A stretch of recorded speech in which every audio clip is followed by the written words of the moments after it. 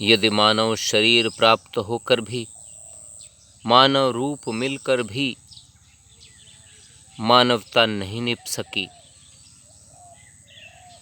तो ये तो बड़ी विकट परिस्थिति तैयार हो जाएगी। ये तो बड़ा अनर्थ हो जाएगा कि जिन आशाओं को लेकर, जिन अपेक्षाओं को लेकर, जिन जिम्मेदारियों को लेकर, जिन कर्तव्यों को लेकर हमें मानव जीवन प्राप्त हुआ था,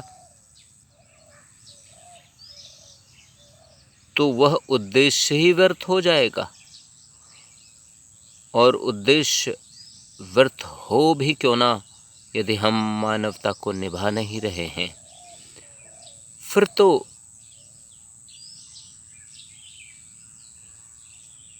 कोई लाभ नहीं होगा। लाभ तो तभी होगा जब हम मानवता के सिद्धांतों को लेकर आगे बढ़ सकें, मानवीय प्रवृत्तियां को जागृतावस्था में रखकर एक उचित निर्णायक कदम ले सकें। जीवन के प्रत्येक क्षण में हमें इस बात को समझना होगा, हमें इस बात को अपने जीवन में घटित करना होगा, हमें अपने जीवन को इन्हीं सिद्धांतों के अनुरूप निभाना होगा, चलाना होगा और निर्धारित भी करना होगा। जिन जिन ने ऐसा किया है, उनको इसका लाभ मिला है। उनने इस धरती पर आकर इतिहास रचा है।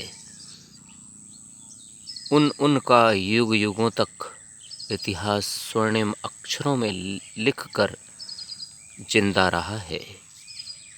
युग युगों तक उनके यश और कीर्ति की चर्चा होती रही है और होती रहेगी।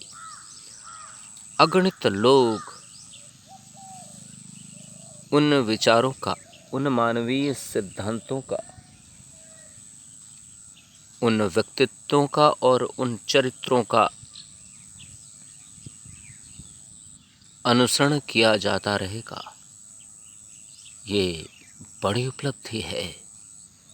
यही अद्भुतता तो सामान्य जीवन में सामान्य लोगों को प्राप्त नहीं हो पाती।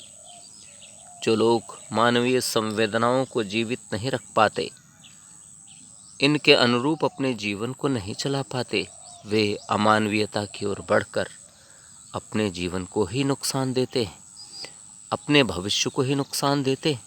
अन्य लोग तो उससे नुकसान उठाते ही हैं, परेशान होते ही हैं, और वे अपने भी जीवन को अंधकारमय कर लेते हैं।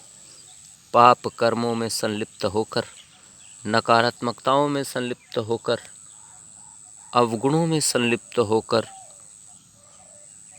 कुकर्मों में संलिप्त होकर अपने जीवन को ही वे नष्ट भ्रष्ट कर डालते हैं।